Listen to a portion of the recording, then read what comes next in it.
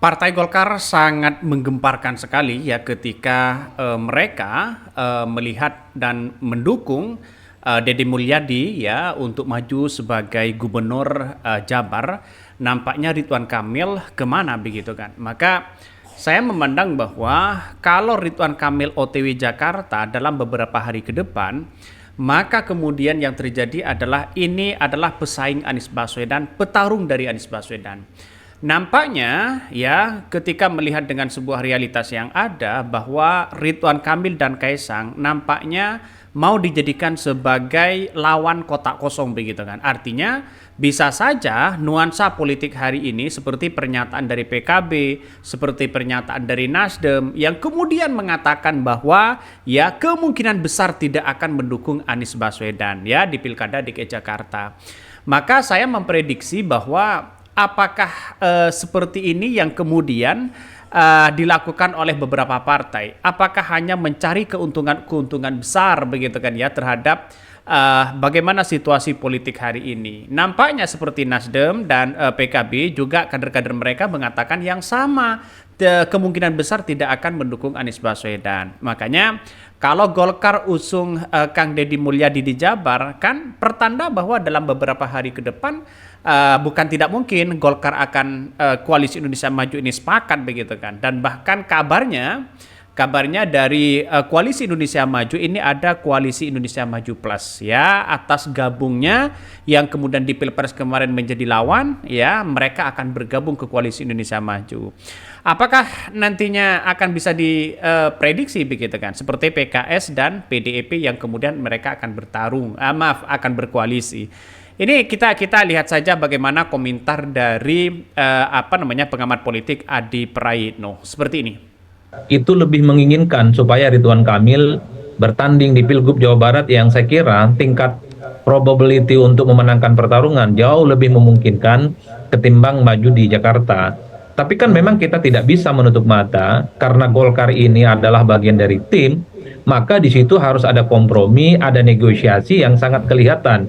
Tiba-tiba misalnya Golkar lebih mengusung Deddy Mulyadi di Jawa Barat yang saya kira secara kalkulasi politik saya termasuk yang hakul yakin bahwa Ridwan Kamil dalam hitungan hari ke depan saya kira akan segera diumumkan bahwa Ridwan Kamil akan OTW ke Jakarta sebagai salah satu kontestan untuk ikut bertanding di daerah khusus Jakarta.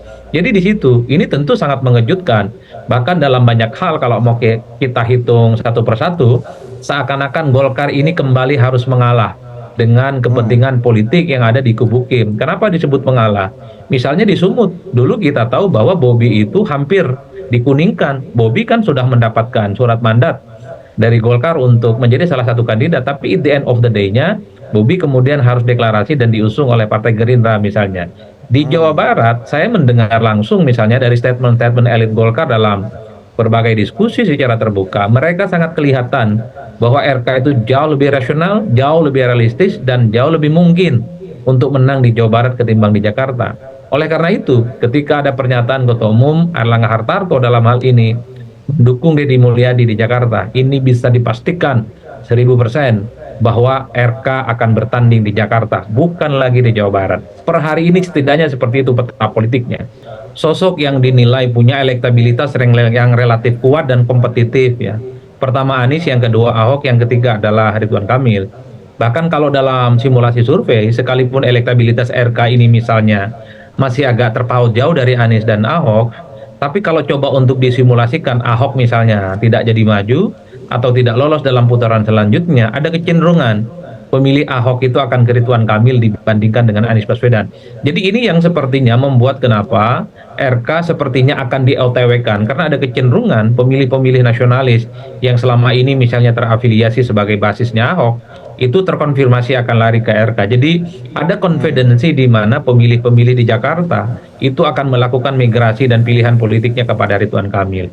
Yang kedua, tentu saja ada keyakinan dalam konteks ini bahwa mesin politik Kim, apalagi ada isu soal Kim Plus di Jakarta, ini akan membuat betapa ekspos dan kerja-kerja politik Ridwan Kamil di Jakarta akan dimaksimalkan untuk mengejar elektabilitas yang sebenarnya cukup jauh dibandingkan dengan Anies Baswedan.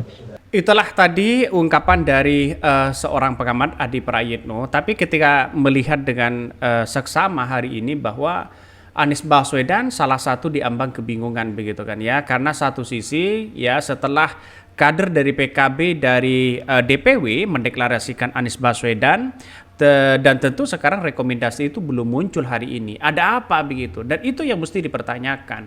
Kenapa Partai Nasdem juga sama dideklarasikan ya sudah resmi mendukung Anies Baswedan, tapi rekomendasi hari ini mereka belum keluar ya kepada Anies Baswedan. Apakah ada indikasi-indikasi yang kemudian politik ini akan semakin menemukan titik terang begitu kan ya, bahwa akan Ridwan Kamil akan sebentar lagi akan OTW Jakarta ya. Kalau Anies Baswedan didorong, Ridwan Kamil didorong, saya kira ada pertarungan-pertarungan politik yang semakin ada begitu kan, seperti Partai Nasdem misalnya. Maka kemudian Partai Nasdem ini melihat bahwa sosok Ridwan Kamil itu kan sudah paham bagaimana didukung ya di Pilgub Jabar kemarin, mendukung Ridwan Kamil. Toh pada akhirnya Ridwan Kamil masuk ke Golkar yang jelas-jelas ya pada waktu itu kalau nggak salah tidak mendukung Ridwan Kamil. Dan inilah yang kemudian dianggap sebagai orang yang kemudian tidak konsisten begitu kan. Makanya Anies Baswedan lebih potensi dan lebih dekat dengan Partai Nasdem. Kalau PKB saya rasa masih belum tahu karena PKB ini masih digoyang begitu oleh PBNU begitu kan. Pada akhirnya apa yang terjadi? Kita lihat saja apakah ini nantinya Ridwan Kamil dengan Anies Baswedan akan bertarung di Pilkada DKI Jakarta. Nampaknya Koalisi Indonesia Maju ini nampaknya ingin mendorong Ridwan Kamil, sedangkan di Jabar itu adalah Deddy Mulyadi. Apakah ini bagian dari kunci mengunci begitu kan antara Partai Gerindra dan Golkar? Ini yang dilihat sekarang. Maka banyak pengamat-pengamat yang mengatakan bahwa wah, kalau sebentar lagi adalah Ridwan Kamil didukung oleh Koalisi Indonesia Maju lawan Anies Baswedan, saya kira ini pertarungan semakin seru. Tapi di satu sisi ya bahwa dengan adanya Ridwan Kamil akan OTW ke Jakarta, bisa saja Anies Baswedan ini jegal begitu kan. Bisa saja Anies Baswedan tidak akan dihalang-halangi untuk bisa lolos. Nampaknya PDIP ya karena Anies Baswedan bukan kader, nampaknya PDIP akan diam begitu kan ya untuk melihat ini. Padahal kalau Anies Baswedan dimanfaatkan betul, didukung, didorong, diusung begitu, maka ini akan dijadikan sebagai kuda hitam untuk melawan Prabowo. Bagaimana seorang Jokowi dulu ketika memimpin, Anies Baswedan memimpin, mereka semakin seolah-olah mengganggu popularitas dari Jokowi begitu kan. Makanya dengan adanya seperti ini ya peran penting di dalam ini adalah sebenarnya adalah Gibran di tahun 2029.